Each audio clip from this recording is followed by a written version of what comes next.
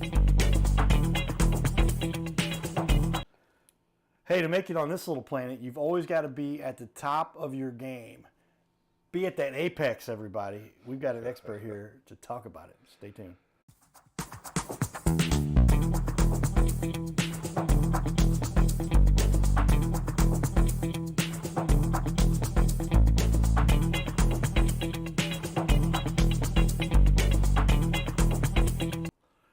Okay, like we said, be at the top of your game. Who knows everybody knows that if you're going to be successful on this little planet, always got to be. I learned this from a little company called Microsoft. Not that I had a discussion with Bill Gates or anything, but I learned there's always version 1, and then there's version 1.1, and then version 1.12, and then version 2.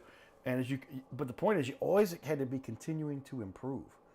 Is that not the way it has to be? And so if you're not always continuing to improve, if you're not always at the top of your game, do some work to get there. Keep going. And ultimately, you want to be at that apex. I like the name of the company here from our guest. Appreciate it. And interesting strategy there. I mean, I just like you speak it into existence. Apex Design and Build. And our guest here, Louis Menkhausen. He's the owner and founder. New website coming, apexbuildsstl.com. We'll show some of the stuff that'll be on the website for everybody there. But been doing this now for 20 years. Yeah. Time's just flying right through. Well, with that, we'll give a shout out to our sponsors, Carroll House Furniture, because you like nice things in your little castle. See what I did there? And we all have our own little home, our little castle. The show is called Your Little Castle, for those of you who haven't been paying attention so far. But we like to highlight those leaders. And maybe your house was worked on by one of the top builders in the area for many years now, Apex Design and Builds. And we're going to put up on the wall their social media stuff they've got going on. They've got an Instagram too, but lots of great work we're going to show off here. And we're going to talk about it and give kind of a little prelude to what you could expect as far as the website. It's the new website. You got an older website, now we're getting a new website. With that, like I said, I enjoy being able to highlight such leaders on our show here. But Louis, welcome to the show. Thanks for having me. Appreciate it. Now, you and I have connected in times past. It's hard. It's not hard to do in St. Louis. If you're a Cardinal fan, you'll see the Cardinal Cowboy out. But little pub where some bands play a little bit too. I'm a musician, so I like to get out and see some of the guys play and see what's out there. You write your own music too. A little bit. Of soft, heavy metal? Oh, it depends. I think okay. It's soft. Sometimes it's a little heavy. I don't do it so much anymore. But all right, I've written a couple songs. They're all love songs. Everybody, because you got to. No, I don't. Mine are all breakup songs. That's what they really are. Isn't it? These are, I love, but there's all about. Oh, she left me and my dog. But I got to keep the dog. Did you? Okay. Yeah. The money gets paid these days by business, and so Apex Design and Build. Like I said, how long has you've been doing it for 20 years? How long has Apex been in business? About 3 years. Okay. Yeah, Apex been 20 years experience, and now 3 years you're getting your handle on it. And if you stick around for 3 to 5 years, then you really start knowing what you're doing. From running a company, it's a little different but 20 years experience makes it pretty clear you've obviously done some stuff. Yeah, I'm pretty good at what I do. I take pride in it. I care, which some people don't. A lot of people are just chasing the money. I'm chasing the product, the final product, You like seeing the before and afters I drive for them. Okay, yeah. I see. What makes you smile? You can always tell when somebody cares about the product, not the money. When they say, "When I get that paycheck," no. When you see that smile on the consumer's on the client's face after you finish the job, what led you to construction? I mean, obviously you're still a young lad. He's pushing the big 4-0 here, but can I say that on camera? But getting there close. Half your life doing this. What led you up to that as a youth when you were getting started? How'd you really? It was just a lot of my friends were in construction, and it was just an easy way to get in and to work. Everybody's got to do something, and I started out doing like labor work, roofing labor work, different carpentry labor work, and it just stuck. I started learning stuff, and next thing you know, I knew what I was doing. So. You had an affinity for. You started to realize what you're good at. Right? Yeah. Is that what happened? Pretty much. Were you designing? Were you on the construction side? I was doing a lot of building houses with guys I knew, and then I started getting into finishing them, and it just got really exciting for me, seeing how it all turned out. I just didn't stop. Yeah, it's very rewarding, I know, to construct something. I haven't done a lot, but if you look at that barn door over there, I built the barn door. That is a very nice barn door. That's an 8x8 barn door. But you did a great job. Does it look good? Thank you. Looks great. But I had some instruction from my dad, so he was a bit in the construction world, and a lot of history there. But yeah, unless you got that, my mom would argue you have to have certain aptitudes, and you either got those aptitudes or you don't. She's a teacher. She's taught for 60 years. They've named the building after her. They just put her in the Missouri Thespian Hall of Fame for theater, and so she's an authority. She said, and she said, Carter, you're not. There's a lot of things you're not good at. I'll tell you what they are if you want to know. But when you do find the things you are good at, those are what you need to excel and stick with, and that's what you found. Yeah. I realized I didn't like the framing, the building aspect as much once I learned how to start finishing. I was like, this is way cooler. We still take on builds and stuff, but usually I get to finish them, so I get to see that final outcome, and that's what really excites me now. So, well, yeah, when you put the pedal to the metal or hands on, on the actual projects, and so you're doing a lot of. You'll plan it, design it, and construct it. Yeah. And put it in place for people. Yeah, I'm on site making it happen. So you're at the facility. Tools on. That's important. Okay. With that 20 years of experience, what is it ultimately that you would say led? What was your passion that developed from this, and why do you keep doing it? What keeps you going? Well, I had 2 kids. Okay. And apparently, and they don't stop eating. They're expensive, yes. So not that it's necessarily about the money, but I have to keep going now. Like, failure is not an option. Yeah, you got to find some way to sustain, and if you've got little ones counting on you, how old are your kids now? They are 9 and 7. 9 and 7, so they're getting to that busy age where they're starting to get out. And they are girls. And they're girls, so does that make it? I think they're more expensive from what I hear. More girls? I don't know. I have to study that. It depends on the sports and everything. Yes, too. they have sports. But so you have. That's a great perspective to take, but ultimately, if it's not all about you, it's about somebody else you care about. That's important too. Legacy. So, legacy, and make sure that those little girls have some place to. Yeah, I want them to be proud of Dad too. Yeah, give them a little bit of pride to live up to where they want to go with it. How many? So do you have your own crew? You said you got a partner, a guy you work with on. I got a guy I work with. We'll pull on a couple guys here and there on some of the bigger projects. For the most part, it's me and one guy. We're small. We take it one project at a time, and that way we can focus on getting it done. And I can be on site, making sure everything's done properly. Because that's the problem with a lot of these bigger companies is it's growth, but then the quality goes down, and you end up with a bunch of unhappy customers, which I don't want to have to deal with. So. I want everybody to be happy. I want to be happy too. That's the best way to build a reputation, everybody. Yeah. Many years doing good work. And I like what you said there. We're using baseball quotes, but we'd play it one game at a time. Yep. One job at a time is what he said. But one game at a time. Write that one down because, you get too far ahead of yourself. Yeah. And they talk about it within sports, man. You start thinking about that next game or the series. Excuse me. Not a good strategy because you're ultimately you're not focusing on what you got in front of you. And that goes back to they're just chasing the dollar at that point instead of the quality and the fun of it. It's all fun. Yeah. Okay. And with that, now tell me one of the things that I like to get into a little bit. So you've got your partner who you work with, and you count on him. You have to then subcontract and hire people periodically. What have you found a good method for that? Because getting the people you're going to work for you makes a big difference on the job. Well, yeah. When you're doing it this long too, you start meeting different guys. Let's say concrete guys. I know this guy does great work. So if my customer needs a concrete guy, we're gonna bring him out and make sure that they're taken care of. So yeah, we still deal with subs and things of that nature, but we don't personally do it. Yeah. So you're literally like who to count on, who will show up, and you call them subs, you call them contractors, but these are really guys you've developed relationships over many years. Interior design, which is important because that way you can kind of be that one-stop shop too, and they know that when they call you that they can count on you to make sure things are getting done properly. So, how long does it take to develop these relationships? I can imagine. I mean, getting to know somebody is one thing, but really giving them know and trust and work with them is another. So far, I'd say about 20 years. So far, it's about 20 years, and during that whole process, it's continuing. I'm the same way. I agree with that. Now I think about it, I'm like, how long did it take? Well, it depends what phase you're talking about. Right. What point? There was somebody I could count on, and then they moved to another city or whatever, and then you get into that happens, yeah. Or sometimes people have upheaval within their life, and then you're going, I can't count on them anymore. Yeah, so it happens. You got to make those decisions. Well, everybody's not meant to be in your life forever, That's a good perspective to take too. Temporary lessons, valuable lessons, but temporary sometimes. Well, that is what is interesting about life. If you're getting kind of happy where you're at, wait a minute, it'll change. There'll be something come up that'll rock the boat. And would you say? Tell me if you agree with this. One of the most important things you could count on is the fact that things will change. Oh yeah. And adapting to that change is the key. Yep, definitely. How many times in your career prepare for chaos, they say. Hope for the best, prepare for the worst. Yep. How many times have you had events where you were like, "Wow, I didn't see that coming," but responding to it was what kept you going? And, all the time. You made it. It happens all the time. See, the thing is, people think that your perfect contractor is a guy who just comes in here and doesn't make mistakes. It's not the case.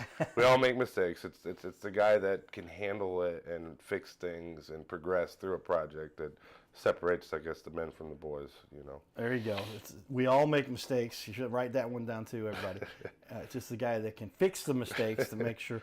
Yeah, that's adapt true. and overcome. Yeah, how often? I mean, I'll never forget working with Microsoft, and I'm telling them, like, I got this blue screen, I got this code, and they go, "We've never seen that before." I'm like, well, guess what? We're going to figure it out. So Yep. I'm helping Microsoft figure out their problem. But how often is it the case that there's just any hurdle? It's not a matter of what it is, because it doesn't make much difference. It's if you're going to stick through it and overcome it. I would say almost every project has something that you might not have expected. For instance, we just did a kitchen. We have to tear the whole kitchen apart. I don't know what's behind the walls. We don't know exactly what we're going to expect. Plus, codes and things were way different back in the day, so things are done improperly. So we have to, fix and make things work right properly before we, move on to the next one. So yeah, how important is that to take care of and follow the codes? And they do update, like the 2018. It's constantly changing. They're constantly changing. Yeah. And those things, and then you got to upgrade those things, or else they won't approve it because it's not according to you. Which It's the old changes codes. how you have to build things. Your knowledge of what you thought you knew is all changing. Just got to adapt. But you keep up with that. Now, somebody explained to me, tell me, is this the case that in Missouri, it's not one universal code across the country at all? And I know that's true, but I thought everybody was that way. But in Missouri, you got to go by each municipality has its own. Yeah, it's called the IRC code. So a lot of guys went off of 2017 IRC code, which is now they're adapting into 23 and 22. It's all changing. Which this municipality might use this one might use this. So it's just hard to. But knowing that, you have to, going through the permit process and stuff, you just have to figure out, who's doing what kind of thing. And 95% of the codes are the same. Some have just adapted newer things, like I'm trying to think of ice and water shield. That's something that's now required where it wasn't required before. And some municipalities may not have required that. Yep. Which is good. You still got to have 16-inch studs, and you got to have a ground wire and all there's so much that goes into the engineering of it, so it's hard for me to fully understand some of it. We just have to just build it right, and just make it right. I mean, it's hard to adapt with that, but just have to keep going. This is what it is. Yeah. People complain about inspectors and all this stuff, but they're protecting the homeowner. I mean, at the end of the day, they're making sure things are done right, because they used to build some shoddy stuff. Yeah, so in the United States, you hear about these buildings collapsing, but it's usually in other countries because they don't have such stringent codes. So having them, it's important. As much as we want to complain about it, they're making sure that things are done right, and keeps people from getting hurt down the line. So I wanted to get the perspective of an expert builder, why that all is so important. But what is it about your passion? You talked about the passion about this. So did I ask that question already? Sometimes I reiterate, but what drives you this? Is it the final product that you get to see from people? Yeah, definitely. Like we just did a kitchen for a lady. I mean, it's probably 80s, 70s, 80s when the original kitchen was, and she's lived there for 20 plus years. Well, now she has this new kitchen, and every time I see her, I'm just so happy. I'm just so excited. Every time she talks about it, you get to see her face light up. And for me, I think that's the most important part. That's kind of what drives me to keep wanting to do these things. So. Well, very important to do that. And a lot of people saying you got a great start here. A lot of reviews all over the place, but a lot of them consolidated here. You got a 5.0, so a number of reviews there on Google, and a lot of people very happy with what you have to say there. And it's a lot of good things that people are putting out there for you. How's it make you feel to see people getting a good start with your reviews? Makes me feel great. You're getting all 5 so far. Does that feel good? Oh, it feels great. I love it. I hope to keep making people happy along the way. So. Well, that is another one of those things. Maintain that high regard. And how many times we've had a problem, and somebody, they either wrote a bad review I've had that happen once, and I was like, what? We didn't even work with this guy. But I had to go and explain it, and you go through it, and then you got to get them to either review it, or the other thing you got to do is get those good reviews from people, because everybody thinks it's like, we know there's always one. I'd say I'll look at somebody's reviews. You'll be there soon, but keep up the good job. There's the one crazy guy. There's the one crazy guy. Good job. You haven't run into the crazy guy yet, but keep doing the good work and be proactive. I would say I was a little reactive to that. But with that, we've got some fun stuff out in the community. We always like to highlight some of our leaders that are down there at Busch Stadium. So check this out. Ooh. We're talking to a buddy of mine. He's former military. Giddy up. All right, everybody. I've got Jackson now. I hired as my highly priced videographer. We didn't say highly paid. We said highly priced. Come on up here, Jackson. So this is your dad, right? Yes, sir. Kevin. A couple things I noticed about Kevin. Awesome jersey he's got on there, right? Another thing really cool. Veteran, everybody. Air Force. And the Army. Served in both. Protecting us, keeping us safe. Absolutely. Help us maintain this little thing we like called freedom, where we can go to Cardinal games whenever we want. Whenever you want, walk downtown and have a good time and be safe. Tell me what you love about when you served in the military, real quick. I'm going to ask you what you love about the Cardinals. Come on up here a little bit, though. I actually work on military bases pretty much on a weekly basis, and so I love going to the military base and make sure that I do telecommunications. So I want to make sure that we provide the communications that's going to help them perform and do the things they need to do. That's important. That's what I want. That's what I went for grad school thing for. I'm communications. If you can't communicate, nothing else matters. I agree, 100%. Thank you for your service there. What do you love about the Cardinals? What do I love about the Cardinals? Well, they're the best team in the country. They got more fans. It's the greatest thing to come see. I don't care. I've been to New York games. I've been everywhere, and the Cardinals are number one in my opinion. There's people around the country. I just started off on this little Cardinal Cowboy thing. It's gotten crazy. I got people from around the country like, Cowboy, I saw you here.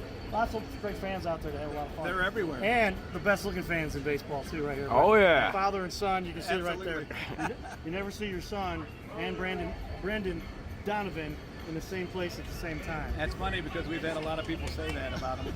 You got to get that bandana hat. All right, everybody. Cardinal Cowboy outside patios. Giddy up. Boom.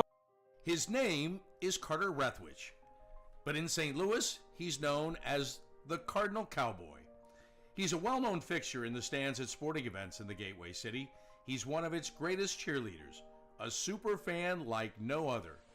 When he makes his rounds at almost every home game, he shares his love for sports with the rest of fandom with a smile, a cheer, some positive encouragement, and lots and lots of selfies and pics. But the Cardinal Cowboy was born of a tragic incident. Rethwich was an aspiring athlete in high school and college.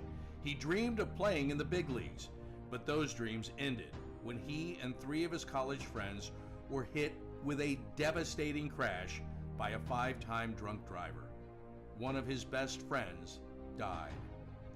Carter suffered a critical head injury. The trauma put him in a coma for 6 days. The doctors said he was never expected to function again. Those expectations never came true. He fought back and finished college. He was determined to prove the doctors wrong.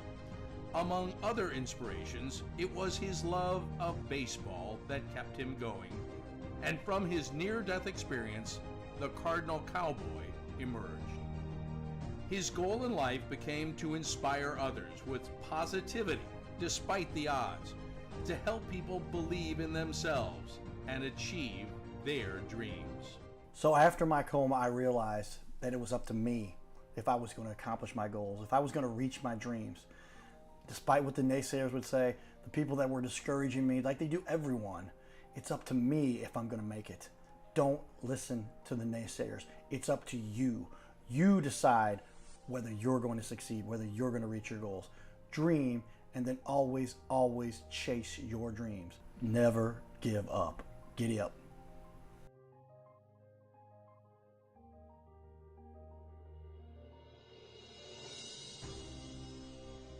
Hey, we're looking for the small business owners and leaders in our community to be on our show. This is the Your Little Castle show. We air 3 times a week, every week on ABC, and we would like to put somebody you know, or maybe it's you, who's a business owner to be on our show. You'll sit right here in our guest chair, right here, sitting here talking to us. We're going to put on the wall your website and everything about you, and highlight you as a leader. Fill out the form you see here on our website. It's bigleagues.com, and if you go to bigleagues.com, fill out this form. It takes just a couple seconds, and you can even schedule yourself right here. Schedule yourself to be on the show, and there is no charge for us to record you. There's no charge to be in the studio. Check it out if you would like to be on. Fill out the form again, bigleagues.com.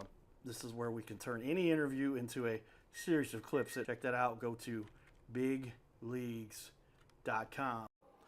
So there you go. Lots of fun. We get to partake in the community and talk about how media has changed the world. Pick up our book right here. #1 seller on Amazon. Magnetize your media. Yours truly, the Cardinal Cowboy, wrote the foreword here. They said, Carter, you wrote the first chapter. Why we reached 18? But let's just give as much as I can. So media has changed the world. We'll come back to that in a little bit. But give me that little cost analysis. This is one of my favorite questions, because how often are people, oh, I could do that myself, to get the DIYers, right? Do it yourself. That's what it stands for, everybody. Write that down. DIY, do it yourself. And that's fine for basic things. Maybe a barn door. But we're talking about electrical, water, plumbing, cement. These are big things that you could really mess up. What would you say? Why should somebody, give me that cost analysis? Why should they pay to get it done correctly, even though it doesn't have to be? They say there's always 3 bids, right? A high, middle, and a low. Stay in that middle. What do you recommend for people? Well, it kind of takes you back to the codes and things. Hiring the right person and make sure it's done right, especially when you get into like electrical. You don't want to hire your neighbor's son as an electrician who doesn't really know what he's doing. Then you're dealing with house fires and just potential insanity down the line that you shouldn't have to deal with. So that's kind of the main thing, is just making sure it's done right, I'd say. Yeah, because cutting corners, not necessarily the way to go. No, I wouldn't say so. No. What's the biggest problem you run into when people try to cut corners or save money? What are they really doing? Well, they end up calling you back to fix it at twice the cost now. I mean, you just pay to get it done right the first time, I say. That's a good strategy. I would agree with that one. Another one to write down here. We're getting a lot here from our guests, highlighting those leaders like Lewis who make a big difference and understand that. Tell me though, with 20 years of experience, give me your best on why should somebody choose you, and some of the things that really set you apart. I would say because I care. I'm not really here for the money. I mean, yes, I got to pay bills just like everybody else, but I genuinely care about making your project look good and making you happy in the end. Things aren't going to go perfect all the time, but I'm here to make sure you're happy by the time I walk out of that door. So getting somebody that actually does care is hard to find, everybody. We all get caught with that. But if you get that, and I'm a little, maybe we have this where Lewis and I connect a little bit, but that some people take that as a weakness because they can manipulate you that way. And they do. But they definitely take advantage of me sometimes. I end up doing things for free, it feels like, but we move on. It's fine. And they know that you care. But ultimately, you can sleep at night. I sleep very good too. Yeah, because you're doing what's right and taking care. And that's a good reason for somebody to choose somebody, but that you actually care. Give me an example, if you would, of a way you feel like you kind of go the extra to get things done. What many projects you've worked on? Give me a little bit about what it is. How many times you've seen yourself going, well, I could just cut this off right here, get it done, fix the problem, but I can see another problem. Well, we do a lot of decks, and a lot of guys. Let's say you have to screw some boards up. These guys just screw them up. Well, we lay out our screws just so when you see them, you see that everything's laid out perfectly, separated perfectly. Just little attention to detail stuff, I think, that a lot of guys don't really do in this industry that we like to do. Makes me kind of smile at the end of the day. Yeah, so I hadn't thought about that one. That makes sense though, because you never want to miss a screw. We were joking the other day about when you get done building something, they did moving and furniture, and when you get done assembling, you're like, where do these extra 2 screws go? But if you've outlined it, you've got every one of those in the diagram or placed within your. Just, attention to detail. It's so hard to find, So we pride ourselves in the fact that we still have it. So still have that attention to detail. That's an important thing to have. If there's any one thing you can say that's important for construction, and detail is obviously one of those that makes it so important. We talked about some of the particulars with regard to, but you got to have the right insurance. You got to have the right connections within the industry. You got to work with the licensing offices and get those make sure you're following the codes. Give me a little bit about some of those specifications that are required that you make sure are emphasized. I mean, it could be anywhere from nail placements to just going through the right schedule when it comes to permitting, going in the right order. Because a lot of guys will have you backtracking because you didn't get the right inspections at the right time. So we're making sure that we're doing things per schedule and properly along the way to avoid any issues down the line. To avoid issues down the line. Good idea, right? What a concept. But pay attention to that stuff and to pay attention to those codes. How often do they have? And I'm guilty. I had a guy when I was building a deck come out and say, "Where's your permit?" Yeah, to break out the paperwork right there and show them. And if you've already, for instance, with a deck, if you've already poured your piers, they don't have proof of how deep your piers are or that they're done per code. So you got to start over, and it's going to cost a lot more money to do it the second time. Pouring piers is something you don't want to have to do, especially if you have to get past that frost line, right? Which 30 inches in St. Louis. 30 inches, and then dig out 30 inches of poured concrete is not fun or It's not easy. fun. I've done it. What do you think? You're a small business owner. I'm a small business owner. I know I'm going to make mad some potential sponsors. It might be the big guys. We love the big guys. It's a different concept. But what do you think some of the real benefits of being a small business owner are for the consumer? But it kind of goes back to earlier. I can focus on it one project at a time. I'm not overwhelmed. I'm not running around like a chicken with my head cut off. I focus on getting this done, and I move on to the next one. And it's a little more simple for me that way. And you can be very responsive then to your clients, right? You're always I'm all in. I'm here for you. Being focused on that project. They're always talking to the owner. You're sometimes on site right there. Most of the time. Oh, I'm always there. Always on site. Very picky about how my projects go, so I like to see it through to the end. So making sure that and he's 6'7", so he can see up a little bit higher to make sure that all those things are taken care of and done exactly. and play a tune at while he's at it. But that specific stuff, small business owners, that's why I love. If I ever have the option between working with a small business owner or not, I will choose to use a small business owner because you can hold the feet to the fire a little bit. That's not against rules, but make sure you just get that accountability. And it'd be nice. Hey man, I noticed this little thing. Oh yeah. Versus I got to call the boss. He's got to call the director. He's got to call the GM. No, and I've dealt with a lot of these bigger companies. It gets a little hectic, and you can see the frustration in a lot of these customers and things that they have to deal with. But it's part of when you get that big. The guy at the top's not really noticing the finer details anymore. He's too focused on the money. Don't focus on the money. Don't focus on the, hey, we got to hit the 3M. I was sharing with Lewis a little bit of my success recently. It wasn't even close to M's. It was like we're still in the thousands, right? If we get a 3,000 or 4,000 or 5,000. But big companies, they're worried about those M's or even those B's, right? And there's a lot of money that they're chasing the dollars. Well, they forget that the whole reason they're doing this is to make these people happy. So you got to start there. You got to stay there, Growth is fine, but you got to make sure everybody's still happy, Make sure everybody's happy. It's like happy wife, happy life, kind of like. Good concept. I like it. Well, I'm going to flash up on the screen here. Just take a look here. This is a bunch of the work that's been done, and we might have Lewis stick around for a second interview and talk a little bit more about some of the great work he's done and some of the other big issues that you need to make sure and take address to when doing construction. Stay tuned, everybody. Giddy up.